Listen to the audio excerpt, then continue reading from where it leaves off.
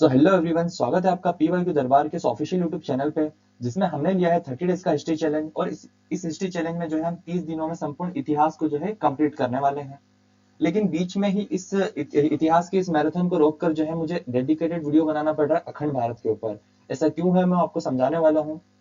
शुरू करते हैं इस वीडियो को। अखंड भारत से रिलेटेड बात करते हैं, क्वेश्चंस पर बात करते हैं कि डायरेक्टली क्वेश्चंस आते हैं या नहीं आते हैं। और नॉलेज के लिए भी ये वीडियो है, पीवाईक्यू बेस्ड भी जो है मैं आपको यहाँ पर एंड में बताने वाला हूँ कि कैसे कनेक्टेड है ये हमारी एग्जाम्स के थ्रू। ठीक है, तो अभी तक हमने जो पढ़ा है राइट नाउ, वो पढ़ा है हमने महाजनपदास को। और महाजनपदास का पार्ट 2 भी जो है आ चुका है, जिसमें हमने बात की है 700 से 800 सालों के जो शासक रहे, वंश रहे, उनके बारे में, ताकि आगे आने वाली क्लासेस को आप जो है इजीली कनेक्ट कर पाओ, क्योंकि पहले ही सारा डाटा मैंने पढ़ा दिया रहेगा।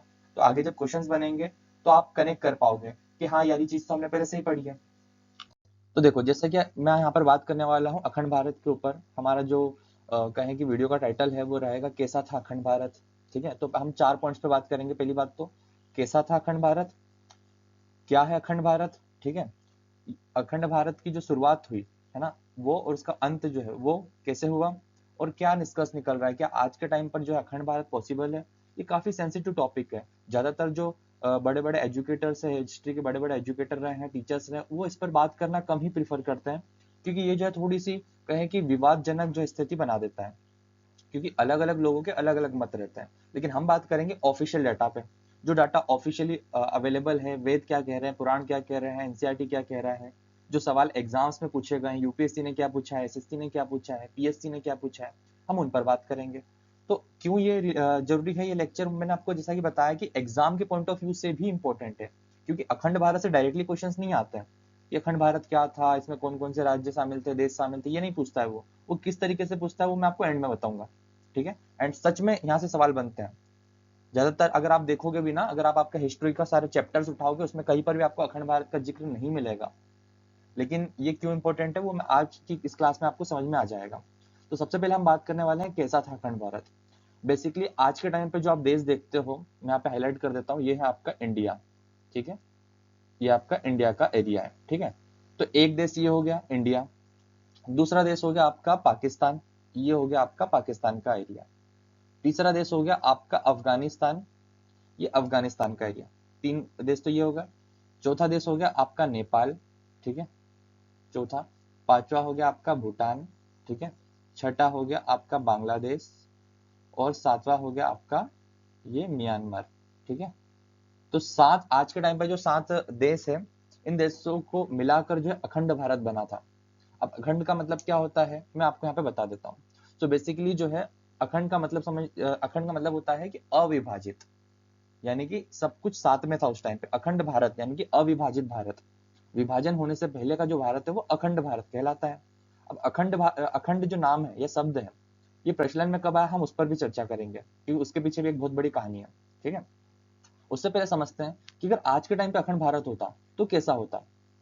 तो जैसा कि आप जानते होंगे कि विश्व की सबसे ज्यादा पॉपुलेशन रखने वाला जो देश है वो आज के टाइम पे भारत है। ठीक है, सबसे ज्यादा पॉपुलेशन किसके पास है आज के टाइम पे, भारत के पास सबसे ज्यादा जनसंख्या। लेकिन यदि ये सातों देश जो है मिल जाते हैं, तो फिर तो इस देश की जनसंख्या इतनी हो जाती, यानी कि 200 करोड़ से ज्यादा जनसंख्या हो जाती। इसमें 7 देश आते हैं। टोटल आज के टाइम के जो 7 देश है वो अखंड भारत में आते हैं। 200 करोड़ से ज्यादा की जो है जनसंख्या रहती है।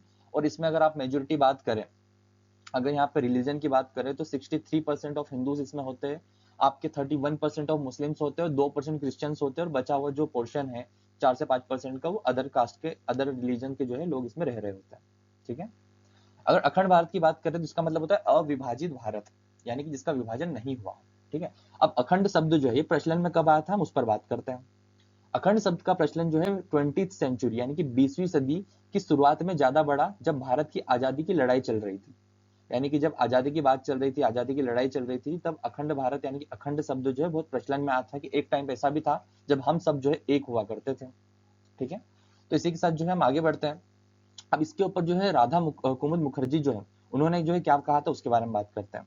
ठीक है, तो उन्होंने 1941 में जब अखंड भारत नाम से एक किताब लिखी, यानी कि एक किताब हुआ करती थी अखंड भारत नाम से। ठीक है, जिसमें उन्होंने बताया कि कैसे भारत की भूगोल और संस्कृति एक है। यानी कि आज के टाइम पे जो भारत देखते हो आप, वो इतना एरिया है। यहाँ पे आपका गुजरात ले लो। ठीक है, यहाँ पर आपका गुजरात ले लो, यहाँ पर राजस्थान हो गया, यहाँ पे हरियाणा, पंजाब, जम्मू कश्मीर ले लो, ठीक है, ये एरिया हुआ करता है। लेकिन उस टाइम पे 1941 में भारत इस तरीके से हुआ करता था, क्योंकि पाकिस्तान भी इसी का हिस्सा था, बांग्लादेश भी इसी का हिस्सा था। ठीक है, तो भारत जो है बहुत ही बड़ा जो है देश हुआ करता था। तो उस टाइम पे इन्होंने किताब लिखी थी अखंड भारत की, कि हम सबकी संस्कृति जो है एक है। ठीक है, आगे बढ़ते हैं इसी के बारे में। तो देखो, सबसे बड़ा सवाल कि अखंड भारत से सवाल जो है पीवाईक्यू जो है आते हैं कि नहीं आते हैं, यानी कि एग्जाम के पॉइंट ऑफ व्यू से ये हमारे लिए इंपॉर्टेंट है कि नहीं है। इस क्वेश्चन के थ्रू मैं आपको समझा दूंगा कि ये इंपॉर्टेंट है या नहीं है, फिर आप डिसाइड कीजिएगा कि ये इंपॉर्टेंट है या नहीं है। सबसे पहले तो एक बात बताना चाहूंगा कि रामानंद सागर की रामायण में लवकुश द्वारा गाया गया एक गीत है, आपने सुना होगा, हम कथा सुनाते हैं, भगवान राम की कथा सुनाते। एक बहुत ही प्यारा गीत है जिसके बोल है, जम्बू द्वीपे भारत खंडे आर्यवर्ते भारतवर्षे, एक नगरी है विख्यात अयोध्या नाम की, यही जन्मभूमि है परम श्री पूज्य श्री राम की, हम कथा सुनाते सकल गुण धाम की, ये भारत है, ये रामायण है पूज्य श्री राम की। ठीक है, थोड़े से शब्द ऊपर नीचे हो जाए तो उसके लिए माफी चाहूंगा। तो बेसिकली जो है इसमें कुछ इंपॉर्टेंट वर्ड्स का यूज किया गया है, वो हमारे एग्जाम के पॉइंट ऑफ व्यू से बहुत इंपॉर्टेंट हो जाते हैं। जैसे कि आप एक ऑप्शंस में देख पा रहे होंगे, एक आर्यावर्त वर्ड यूज हुआ है, एक भारतवर्ष वर्ड यूज हुआ है, जम्बू द्वीप यूज हुआ है और हिंदुस्तान यूज हुआ है। अब इनमें से हिंदुस्तान से तो आप थोड़े से जो है यहाँ पे कहें कि कनेक्ट कर पाओगे, बट आर्यावर्त, भारतवर्ष, जम्बू द्वीप, ये सब क्या है, इसके ऊपर अभी हम चर्चा करेंगे। ठीक है, तो पहले तो सवाल समझते हैं। यूपीएससी ने पूछा था 1998 में, तो उसके बाद तो क्वेश्चन आने की संभावना कम होनी चाहिए थी कि 10-12 साल से सवाल नहीं आया, लेकिन एमपीपीएससी ने 2014 में दोबारा पूछ लिया। ठीक है, तो ऐसा नहीं है कि एक सवाल कोई बहुत पहले आ चुका है तो जरूरी नहीं कि वो आएगा, कभी भी कोई सा सवाल भी रिपीट हो सकता है। ठीक है, तो हमें पीवाईक्यू पे जो है बहुत फोकस करना है, क्योंकि अपने एक्सपीरियंस से बता रहा हूँ, जितने सवाल मैंने पीवाईक्यू में रिपीट होते देखे उतने तो नए सवाल भी नहीं बन पाते हैं। तो सवाल के ऊपर अभी हम चर्चा करते हैं। ठीक है, सो बेसिकली सवाल पूछ रहा है कि विष्णु पुराण के अनुसार उस देश का नाम क्या है जो समुद्र के उत्तर और हिमालय के दक्षिण में स्थित है। तो हमें क्या समझ में आता है कि विष्णु पुराण में क्या लिखा गया है कि समुद्र के उत्तर और हिमालय के दक्षिण में एक देश स्थित है। ठीक है, उसका नाम क्या है। अब वैसे तो हिंदुस्तान है, ठीक है, आज के टाइम से अगर आप जो है कनेक्ट करोगे तो हिंदुस्तान है, लेकिन उस टाइम पे जो है कौन सा ऐसा देश था, क्या कहते थे उस देश को। तो इसका राइट आंसर जो रहेगा वो रहेगा जम्बू द्वीप। अब जम्बू द्वीप का मतलब क्या होता है, जम्बू द्वीप का अर्थ होता है, जम्बू का अर्थ होता है कि जामुन, और द्वीप का अर्थ होता है आइलैंड। ठीक है, तो एक ऐसा आइलैंड हुआ करता था यहाँ पर जामुन की अधिकता थी। ठीक है, तो प्राचीन मान्यता के अनुसार इस क्षेत्र में जामुन के पेड़ों की भरमार थी, इसलिए इसे जम्बू द्वीप कहा गया था। ठीक है, इतना याद रखना है हमें। अब जम्बू द्वीप की सीमाओं की बात करोगे तो जैसा कि सवाल से भी समझ में आता है कि समुद्र के उत्तर में और हिमालय के दक्षिण में एक देश स्थित है जिसे कहा जाता है ना। अब इसी की अगर आप जियोग्राफिकल बात करोगे तो नॉर्थ में जो है नील पर्वत और श्वेत पर्वत जो है माने जाते हैं। अब नील पर्वत यानी नीला, ठीक है, अब जो कि आज के रशिया और आर्कटिक तक जो है क्षेत्र हो सकता है। ठीक है, तो ये सारी बातें जो है हमारे पुराणों में, वेदों में जो है पहले से मेंशन थी। अब उसी से रिलेटेड क्वेश्चन भी आ जाते हैं, बट वो डायरेक्टली नहीं पूछेगा, क्योंकि जो भी पर्सन तैयारी कर रहे होंगे एग्जाम की वो विभिन्न धर्मों से बिलोंग कर सकते हैं। तो जरूरी नहीं है कि उन्होंने विष्णु पुराण के बारे में सुना हो या पता हो, जरूरी नहीं है कि वेदों के बारे में पता हो, और हम किसी पर थोप नहीं सकते, राइट। अब क्योंकि end of the day exam तो जो सबके लिए होती है ना, एक ऐसे टॉपिक से सवाल बनते हैं जो सभी ने पढ़ा हो। ठीक है, तो हमें जो है बेसिकली इन शब्दों के अर्थ जो है समझना जरूरी है। ठीक है, लेकिन आज का हमारा जो टॉपिक है अखंड भारत, हम उस पर दोबारा आते हैं। ठीक है, इसका राइट आंसर रहेगा जम्बू द्वीप। ठीक है, आगे बढ़ते हैं। तो जैसा कि आप ये श्लोक देख पा रहे हैं, इसमें जो है ऐसे ऐसे शब्दों का यूज किया गया है जो हमारे एग्जाम के पॉइंट ऑफ व्यू से इंपॉर्टेंट हो जाते हैं। ठीक है, जैसे उत्तरम समुद्र यस्य, जो समुद्र के उत्तर में है। ठीक है, अभी वही सवाल पूछ लिया था कि जो समुद्र के उत्तर में है और हिमालय के दक्षिण में है। ठीक है, फिर जो है एक वर्ड यूज किया गया है हिम द्रेस्यव्या दक्षिणम। ठीक है, और हिमालय के दक्षिण में है, वही वाली बात आ गई। ऐसे आप आगे भी पढ़ोगे ना तो ऐसी चीजें जो है पहले से मेंशन्ड है हमारे पुराणों में, वेदों में, जो कि एग्जाम के पॉइंट ऑफ व्यू से इंपॉर्टेंट हो जाते हैं। तो जरूरी नहीं है कि आप वहां पढ़े, जो पहले से पूछ लिया उसे पढ़ के भी आपका काम हो जाएगा। ठीक है, तो 10 मिनट की लेंथ हो चुकी वीडियो की, हम हमारे टॉपिक पर दोबारा से आते हैं। 5 से 6 मिनट में मैं आपको समझा दूंगा अखंड भारत के बारे में। ठीक है, तो सबसे पहले जो है अखंड हिंदुस्तान का नारा जो दिया था वो के एम मुंशी ने दिया था, ये एग्जाम में पूछा जाता है।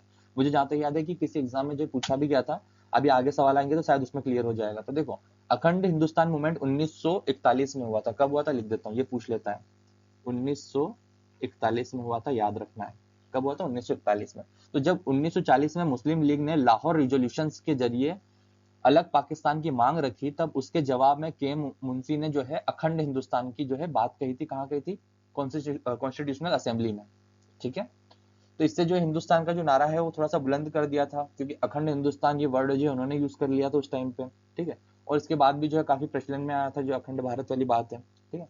आगे बढ़ते हैं। पहले तो समझ लो अखंड हिंदुस्तान किसने कहा था, के एम मुंशी ने 1941 में कहा था, ये इंपॉर्टेंट है, ठीक है। आगे बढ़े तो आज का अगर आप थोड़ा सा यहाँ पे देखें कि मैप वगैरह देखें, तो जैसे कि मैंने आपको पहले भी समझाया 7 देश हुआ करते थे, ठीक है। उनमें से जो है म्यांमार था, बांग्लादेश, भूटान, नेपाल, आपका पाकिस्तान, अफगानिस्तान और हिंदुस्तान हुआ करते थे। थोड़ा बहुत क्षेत्र आपका तिब्बत का भी हुआ करता था, बट जब 7 राज्यों की बात करोगे तो ये हुआ करते थे, ठीक है। और एक चीज का ध्यान रखना, श्रीलंका कभी भी इसका पार्ट नहीं रहा, ठीक है। श्रीलंका हमेशा से, अगर आप पौराणिक टाइम पर भी देखोगे तो श्रीलंका एक अलग जो है द्वीप माना गया था, ठीक है। उसके बाद जब आप ब्रिटिश इंडिया के टाइम पर भी देखोगे तो श्रीलंका अलग था, कभी भी इंडिया का पार्ट नहीं रहा श्रीलंका, ठीक है। हाँ, ये कह सकते हैं कि जो अंग्रेज थे उन्होंने श्रीलंका पे भी अगर राज किया था तो वो देखा जाए तो इनडायरेक्टली वे में जो है एक हो सकते हैं, क्योंकि बहुत क्लोज है ना इंडिया के, और एक ही शासन जो है राज कर रहा है। लेकिन वैसे देखा जाए तो इंडिया और श्रीलंका कभी एक नहीं थे, ठीक है। आगे बढ़ते हैं। तो कहाँ से हुई शुरुआत, अखंड भारत की शुरुआत कहाँ से हुई, ठीक है। तो सबसे पहले तो जो है वैदिक और पौराणिक काल से हम बात करेंगे, फिर हम जो है थोड़ा थोड़ा मॉडर्न पे जाएंगे, और हम आखिरी जो हमारी कहानी रहेगी वो 1947 में आगे खत्म होगी कि कैसे अखंड भारत जो है खत्म हो जाता है, ठीक है। लेकिन शुरुआत कहाँ से उस पर बात करते हैं। तो वैदिक और पौराणिक काल की बात करें तो अखंड भारत की नींव सांस्कृतिक एकता से पड़ी थी, राजनीतिक पॉलिटिक्स से नहीं, ठीक है। आज अगर आप अखंड भारत का जिक्र करते हो तो आप इमेजिन करते हो कि पाकिस्तान, अफगानिस्तान, ये सारे जो राज्य है यानी कि भूभाग है वो सब एक हो सकते हैं, तो एक पॉलिटिकल बात आ जाती है वहां पर, ठीक है, कि वो एक हो भी सकते हैं नहीं हो सकते हैं, राइट। इसलिए थोड़ा सा सेंसिटिव टॉपिक हो जाता है। लेकिन अगर हम पुराणों की बात करें, वेदों की बात करें तो ऐसा नहीं है, ठीक है। तो वैदिक काल में 1500 बीसीई से लेकर 600 बीसीई तक इस समय भारतवर्ष का जिक्र मिलता है, ठीक है। यानी कि वैदिक पुराण की अगर आप बात करोगे तो उसमें भी जो पूरा वैदिक पुराण है यानी कि अर्ली वैदिक पीरियड और आपका पोस्ट वैदिक पीरियड दोनों की बात करें तो उसमें जो है आपको भारतवर्ष और आर्यावर्त, ठीक है, ऐसे शब्दों का जिक्र जो है मिलता है, जो हिमालय से लेकर समुद्र तक जो है इलाके में जो है फैले हुए हैं, उसकी बात आपको बहुत ही पहले से मिलती है, ठीक है। अब होता यह है कि जैसा कि एक हमने विष्णु पुराण के एक श्लोक की बात करें, अगर देखा कि भारत भौगोलिक सीमाएं बाउंड्रीज उसी समय तय हो गई थी जब, यानी कि विष्णु पुराण से रिलेटेड अगर आप देखोगे तो, ठीक है, यानी कि बहुत ही पुराना इतिहास है अखंड भारत का, है ना। ये सिर्फ चंद्रगुप्त मौर्य वाली बात नहीं है, जिन लोगों को पता है कि अखंड भारत एग्जैक्टली कब ऑफिशियली आपको देखने को मिलता है, वो तब की बात नहीं है, उससे पहले भी आपको देखने को मिलेगा, क्योंकि सब एरिया जो एक ही हुआ करता था ना, राइट। सो अब हम उस टॉपिक को जो है छेड़ते हैं जहां से जो है अखंड भारत की जो है नींव रखी जाती है, ठीक है, यानी कि फाइनल स्वरूप जो देखने को मिलता है अखंड भारत का। तो ये जो आप इमेज में देख रहे हैं ये एआई के जरिए बनाई गई एक इमेज है, जिसमें ये जो है चाणक्य को दर्शा रहे हैं और ये जो है आपके चंद्रगुप्त मौर्य को दर्शा रहे हैं, ठीक है। तो कॉन्सेप्ट की बात करें, विजन की बात करें तो जो अखंड भारत का जो विजन है यानी कि फाइनल स्वरूप है जो है वो देखा गया था मौर्य काल में। और जिस काल को पढ़ने के कारण ही हमने हमारा चैप्टर जो है उससे हमने एक अलग से वीडियो बनाया है अखंड भारत का, कि कैसे कनेक्ट होने वाला है आगे चल के ये, ठीक है। अगर हम राजनीतिक पॉलिटिकल दृष्टि से देखें तो चंद्रगुप्त मौर्य और उनके गुरु चाणक्य ने पहली बार अखंड भारत को एक हकीकत बनाया था। यानी कि जब चंद्रगुप्त मौर्य का काल चल रहा था तो उन्होंने इतने राज्यों पर राज कर लिया था, इतने राज्य को अपने अधीन कर लिया था कि अखंड भारत का हिस्सा बन गया था, जो कि आज के इंडिया, पाकिस्तान, अफगानिस्तान, भूटान, नेपाल और बांग्लादेश, म्यांमार जैसे जो राज्य है ना वो इसमें शामिल थे, ठीक है। आगे बढ़ते हैं।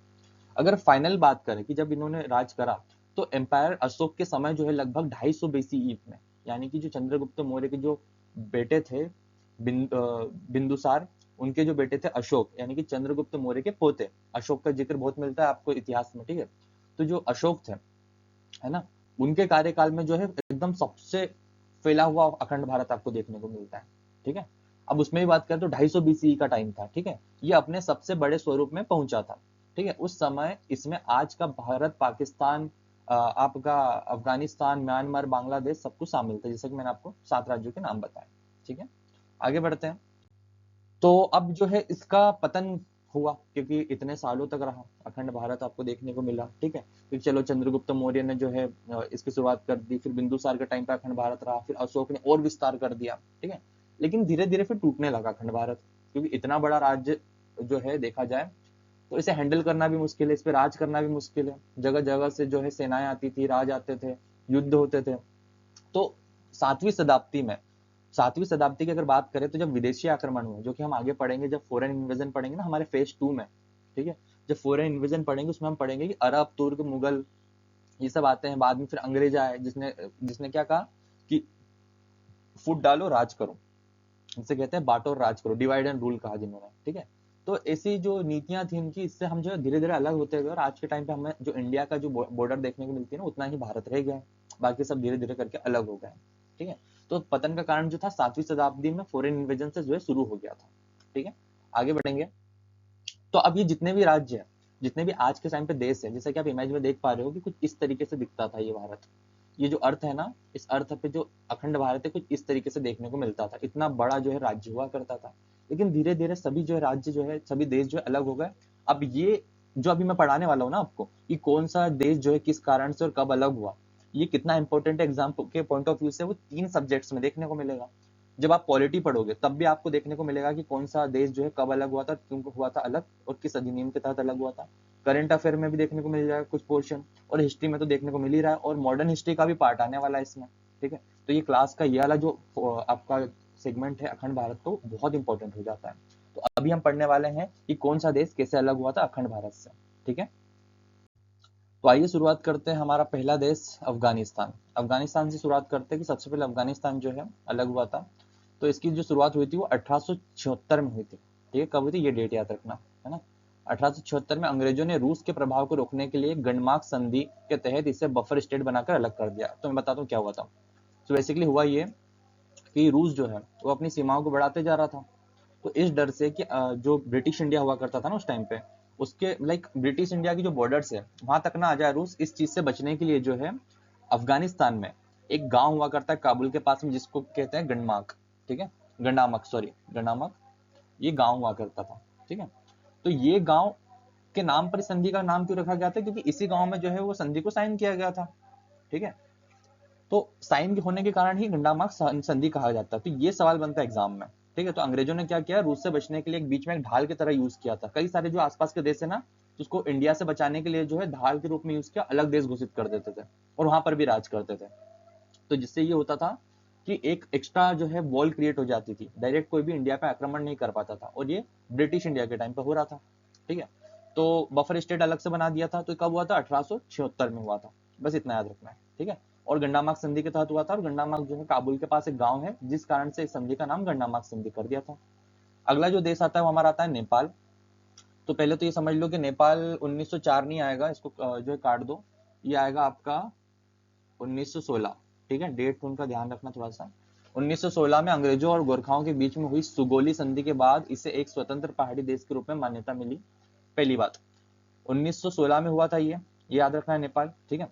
दूसरी चीज क्या होती है कि जब सुगोली संधि हुई नेपालियों के साथ, ठीक है, तो हुआ ये कि नेपाल पीपल जो थे उन्होंने काफी बड़ा हिस्सा जो है वो अंग्रेजों को दे दिया था, लेकिन अंग्रेजों ने पूरा हिस्सा लेने के बजाय जो है उसे एक अलग ही देश जो है घोषित कर दिया, ठीक है, एक इंडिपेंडेंट कंट्री घोषित कर दिया था, ठीक है। तो हमें ये भी याद रखना है।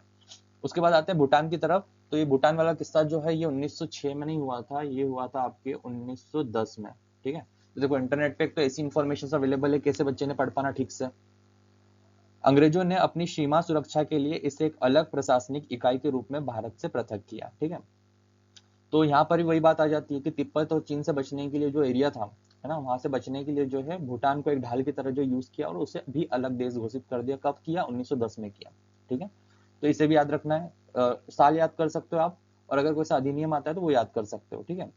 फिर आता है तिब्बत का एरिया। तो तिब्बत में जो है 1914 वाली बात आ जाती है, ठीक है। अंग्रेजों और चीन के बीच में हुई शिमला कन्वेंशन, ठीक है। तो चीनी और अंग्रेज, ठीक है, इनके बीच में जो है हुआ था ये चीज, और अलग घोषित कर दिया तिब्बत को भी, ठीक है। हालांकि वो बात अलग है कि आगे चल के तिब्बत को जो है चीन ने जो है हड़प लिया, है ना, और फिर वो एक अलग कहानी जो है शुरू हो जाती है वहां से, बट स्टिल उस टाइम पे तक तो यहाँ पे एक अलग घोषित कर दिया था देश, है ना।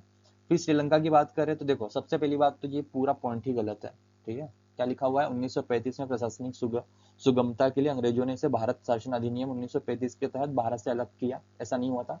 श्रीलंका कभी भी इंडिया का पार्ट नहीं रहा। हाँ, 1948 की बात करें, ठीक है, तो 1948 में से जो है पूर्ण स्वतंत्रता यानी कि पूर्ण जो है आजादी जो है मिल गई थी किसको, श्रीलंका को, लेकिन इंडिया का पार्ट नहीं रहा, है ना।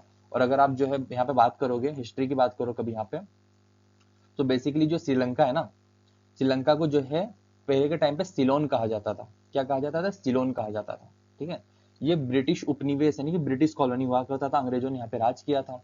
ठीक है, तो 1948 में जाके जो है इसे स्वतंत्रता मिली थी, और ये कभी भी भारत का हिस्सा नहीं था, याद रखना है आपको। श्रीलंका, कई लोगों को ऐसा लगता है जो नया नया पढ़ना स्टार्ट करते हैं, उनको लगता है कि श्रीलंका इंडिया का पार्ट रहा होगा, लेकिन ना तो पुराने टाइम पे रहा है, ना तो अभी के टाइम पे रहा है।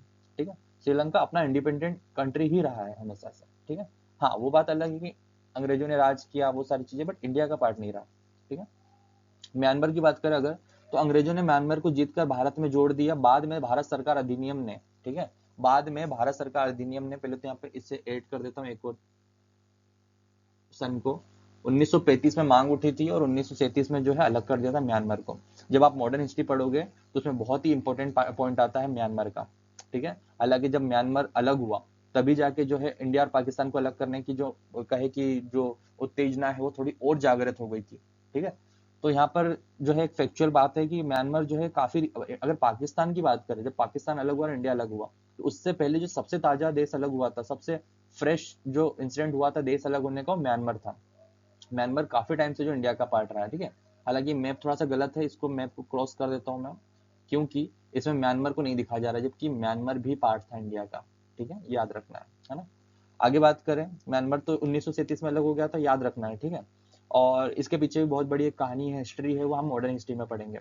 अब आते हैं पाकिस्तान के ऊपर। ठीक है, तो इंडिया पाकिस्तान अलग हुआ, ये कौन नहीं जानता, सब जानते हैं। कब अलग हुआ? 1947 में अलग हो गया आपके। ठीक है, 1946-47 के टाइम पे अलग हो गए थे।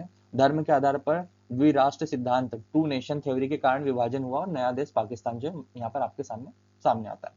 अब हुआ ये था कि हिंदू और मुसलमान दो अलग राष्ट्र है ना, यानी कि हिंदू और मुस्लिम की बहुत ज्यादा पॉपुलेशन हो गई थी उस टाइम पे, है ना। तो उस लाइक थोड़ा सा वो दंगे फसाद ना हो जाए, चीजें ना हो जाए, उस चीज को बचने के लिए जो है एक अलग देश जो है मुस्लिम लोगों के लिए जो एक अलग देश जो है घोषित किया गया था उस टाइम पे, पाकिस्तान। ठीक है, लेकिन क्या हुआ था कि मांग किसने उठाई थी? मोहम्मद अली जिन्ना ने। किसने उठाई थी? मोहम्मद अली जिन्ना जो है उसकी पाकिस्तान बनाने की जो मांग की। ठीक है, अब इसमें अंग्रेजों की भूमिका क्या रही कि अंग्रेज जो है अलग करके गए थे इंडिया और पाकिस्तान को। ठीक है, वो प्रॉपर पार्टीशन करके गए थे, याद रखना है। ठीक है, अब हुआ ये कि टर्निंग पॉइंट ये आया कि जिस चीज से बचने के लिए कि बहुत लड़ाई झगड़े ना हो, दंगे फसाद ना हो, है ना, दो देश अलग बन जाए, दो धर्मों के देश अलग बन जाए, दो राष्ट्रपति देखने को मिल जाते उस टाइम पे आपको, है ना, अलग अलग, सॉरी दो पीएम देखने को मिल जाते हैं आपको उस टाइम पे, मोहम्मद अली जिन्ना उस साइड हो जाते हैं और आपके जवाहरलाल नेहरू इस साइड हो जाते हैं। लेकिन बात ये नहीं थी, बात ये थी कि जिस बात से बचने के लिए दो देशों को अलग किया गया था, वही चीज पार्टीशन के टाइम पे हुई थी।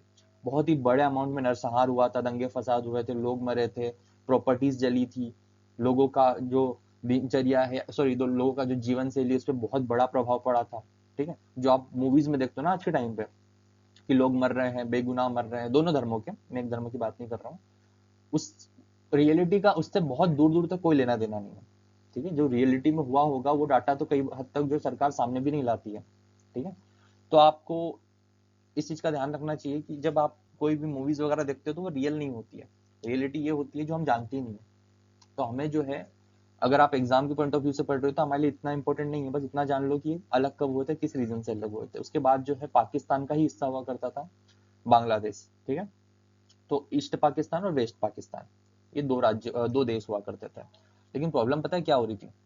प्रॉब्लम ये हो रही थी कि बांग्लादेश मुक्ति संग्राम हुआ था 1971 में। ठीक है, जिसमें इंडिया ने बहुत बड़ा हाथ, मतलब इंडिया का बहुत बड़ा योगदान रहा था बांग्लादेश को अलग करने में।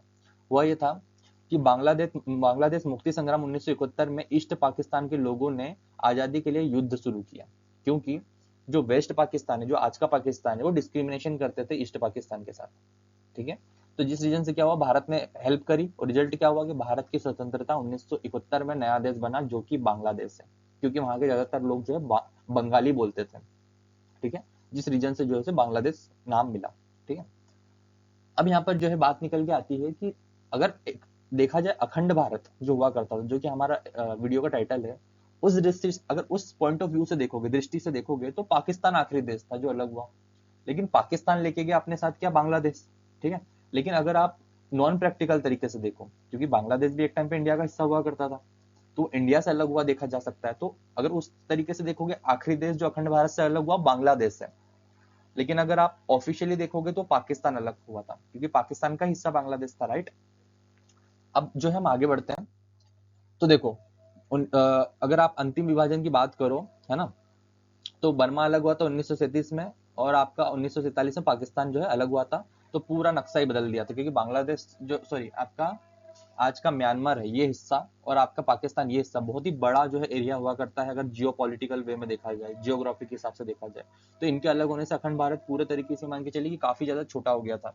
जब म्यांमार अलग कर दिया 1937 में अंग्रेजों ने, और 1947 में अंग्रेजों ने पाकिस्तान को अलग कर दिया, तो अखंड भारत का इतना बड़ा हिस्सा चला गया। ठीक है, वरना आज के टाइम पे अगर आप देखते हैं ना, तो बहुत ही, अगर ये दोनों देश अलग नहीं होते ना, तो इंडिया कुछ अलग लेवल पर देखने को मिलता है आपको।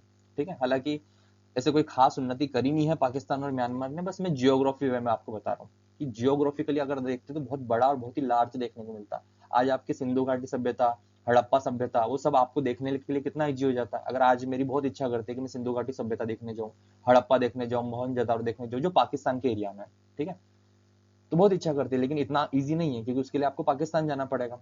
ठीक है, और कोई जाना चाहेगा कि घूमने फिरने पाकिस्तान जाया जाए, है ना। फिर आता है म्यांमार का एरिया। ठीक है, नेचर के वाइज देखा जाए तो म्यांमार बहुत खूबसूरत जगह है। ठीक है, लेकिन इतना ईजी नहीं है आपके लिए वहां पे जाना। तो वही बात है, जियोग्राफी वे में देखो तो फिर थोड़ा बुरा भी लगता है कि नहीं अलग होना चाहिए था, फिर वहां के लोगों को देख लो तो लगता है चलो अच्छा ही वो अलग हो गए। ठीक है, तो देखो, अगर आज की, अगर आप देखोगे वर्तमान स्थिति पता है क्या निकल रही है, वो ये है कि आज यह एक सांस्कृतिक विचार है, यानी कि एक सोच है अखंड भारत। ठीक है, ऐसे इमेजेस आप देख रहे हो, ये मोदी जी खड़े अखंड भारत को देख रहे हैं। ठीक है, तो जो दक्षिण एशिया के देशों ने साझा इतिहास किया है, यानी कि धर्म और जड़ों की दर्शाता है कि धर्म हमारा जड़, हमारी रिलीजन, हमारा कल्चर जो है वो एक सोच बन के रह गए। ठीक है, क्योंकि आज के टाइम पे प्रैक्टिकली पॉसिबल है अखंड भारत या नहीं है, उसके बारे में अभी हम बात करते हैं। निष्कर्ष क्या निकलता है, तो देखो कंक्लूजन पता है क्या निकल रहा है, सबसे बड़ी बात बताता हूँ कि कई लोगों को देखा जाता है अखंड भारत के ऊपर बात करते हुए, बट बात यह है कि सोवरनिटी, जब आप पॉलिटी पढ़ोगे तो सोवरनिटी जो है यहाँ पर आता है कि आज का पाकिस्तान, बांग्लादेश, नेपाल, म्यांमार, ठीक है, सभी जो है आजाद और संप्रभु यानी कि सोवर्ण देश है। किसी भी देश की सीमाओं को बदलना यूनाइटेड नेशंस के नियम और इंटरनेशनल लॉज के खिलाफ होता है। ठीक है, अगर आज आप अखंड, जस्ट बिकॉज आपको अच्छा लग रहा है अखंड भारत देखना, और अगर आप उनके जो जियोग्राफी है उसकी बॉर्डर्स को अपने में मिला लेते हो, तो इंटरनेशनल लॉज के खिलाफ है, पहली बात। ठीक है, तो अगर आप आज की स्थिति देखोगे तो बहुत बड़ा कहीं की प्रेशर आएगा वर्ल्ड लेवल पर, जिससे जो है इंडिया का जो बिजनेस है, जो लोग इंडिया से बाहर गए हैं उन पर इम्पैक्ट पड़ेगा, इंडिया की जीडीपी पर फर्क पड़ेगा। ठीक है, अलग अलग सेंसस लगा दिए जाएंगे, बहुत सारी चीजें हो जाएगी। ठीक है, अब अखंड भारत की मांग आज के समय में एक बहुत ही संवेदनशील यानी कि सेंसिटिव, विवादित और कंट्रोवर्शियल विषय है। इस पे अलग अलग नजरिए, पर्सपेक्टिव्स हैं, जो राजनीति और इतिहास और अंतरराष्ट्रीय संबंधों यानी कि इंटरनेशनल जो रिलेशंस होते हैं ना, उन पर आधारित है। ठीक है, तो हमारा जो कंक्लूजन निकलता है अखंड भारत के ऊपर, वो ये निकलता है कि अखंड भारत का विचार भावात्मक है, यानी कि इमोशनल है। यानी कि अगर उस तरीके से देखा जाए तो बहुत ही इमोशनल वे में ही देखा जाता है, क्योंकि अगर आज के टाइम पे अगर आप अखंड भारत को इकट्ठा करते हो, सातों राज्यों को इकट्ठा करते हो, तो सिर्फ वो जियोग्राफी आपके पास नहीं आएगी, वो पॉपुलेशन भी आपके पास आएगी। उन देशों के ऊपर जो लोन चढ़े हुए हैं वो भी आपके ऊपर आएंगे, उन देशों में जो बुरे लोग रहते हैं वो भी आपके जिम्मेदारी बन जाएगी। ठीक है, तो आप इतने करोड़ों लोग, उनको कहाँ रखोगे? अगर आप उन्हें एज जैसे हैं वो उन्हें ऐसे एक्सेप्ट करते हो, दैट इज समथिंग डिफरेंट। लेकिन रियलिटी पॉसिबल नहीं है, वो अलग संप्रभु देश है, वो हम उनने जो है, पुराना टाइम नहीं चल रहा कि युद्ध से जीत लेंगे, और युद्ध भी कोई प्रैक्टिकल सॉल्यूशन नहीं है कि बस आप युद्ध करोगे, जीत लोगे और आप प्रॉफिट में हो। ठीक है, एक युद्ध में जितना खुद का नुकसान होता है उतना सामने वाला के भी नहीं होता है जब आप जीतते हो तब। ठीक है, क्योंकि वो तो पहले ही बर्बाद हो चुके हैं, उन्हें आप अपने में मिला के खुद को दोबारा बर्बाद करोगे क्या? राइट, तो देखा जाए तो अखंड भारत जो है वो एक इमोशनल और सेंसिटिव बात है। हम अगर हमारा इतिहास पढ़ते तो बहुत ही खूबसूरत हुआ करता था अखंड भारत, लेकिन आज के टाइम पे प्रैक्टिकली वो पॉसिबल नहीं लगता है, क्योंकि वो अपनी आइडेंटिटी रखते हैं, अपना रिलीजन रखते हैं, अपना कल्चर रखते हैं, अपने नियम कानून और अपना एक कॉन्स्टिट्यूशन रखते हैं, जिसके कारण जो है वो प्रैक्टिकली यहाँ पे जो पॉसिबल नहीं लग रहा है। तो हमने अभी पढ़ा पूरे आधे घंटे में अखंड भारत के ऊपर, अखंड भारत पे जो चर्चा की कि पहले कैसा हुआ करता था, क्या चीजें थी। अब हम हमारे यूएसपी पर बढ़ते हैं कि पी वाई क्यू बेस्ड अगर देखा जाए तो अखंड भारत से रिलेटेड कैसे सवाल जो हमें एग्जाम के पॉइंट ऑफ व्यू से देखने को मिलते हैं। ठीक है, तो सबसे पहले सवाल आता है, किस मौर्य सम्राट ने पहली बार लगभग पूरे भारत उपमहाद्वीप को एक राजनीतिक इकाई के रूप में जोड़ा था? यानी कि अखंड भारत जो है सबसे पहले किस राजा के यानी किस सम्राट के टाइम पे जो आपको देखने को मिला था?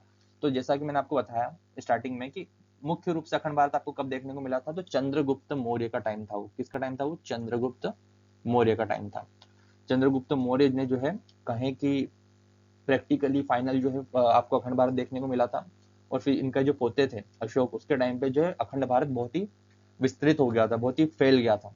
ठीक है, फिर आते हैं सेकंड नंबर के क्वेश्चन पर। देखो ये किसने पूछा, स्टेट पीएससी ने जीएस में पूछ लिया, यूपीएससी हिस्ट्री ने ऑप्शनल में पूछ लिया, तो ये सवाल तो बन ही रहे हैं। ठीक है, तो 1941 में अखंड हिंदुस्तान का नारा किसने दिया था, और इसी विचार के समर्थन में कांग्रेस ने इस्तीफा दे दिया था।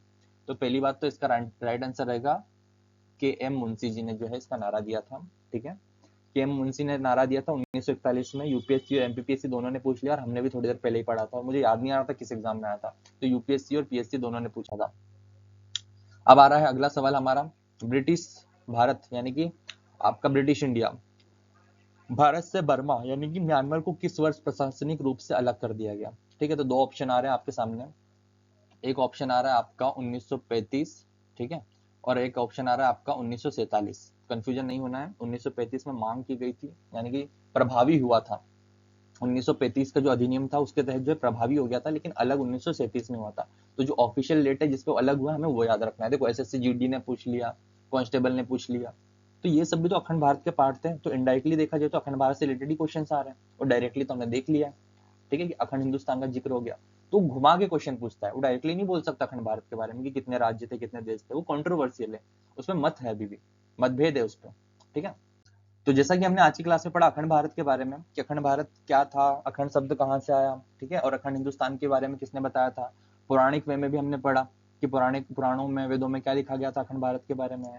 ठीक है, और हमने पीवाईक्यू बेस्ड भी समझा इस बात को कि क्यों इंपॉर्टेंट है हमारे एग्जाम के पॉइंट ऑफ व्यू से। ठीक है, तो इसी के साथ मैं आपसे विदा लेना चाहूंगा। अगला लेक्चर जो रहेगा वो हमारा मौर्य काल के ऊपर रहेगा, जिसमें अखंड भारत का जो जिक्र मिलेगा आपको थोड़ा सा डीप वे में। ठीक है, तो इसी के साथ विदा लेता हूँ। Thank you so much for watching this video, bye.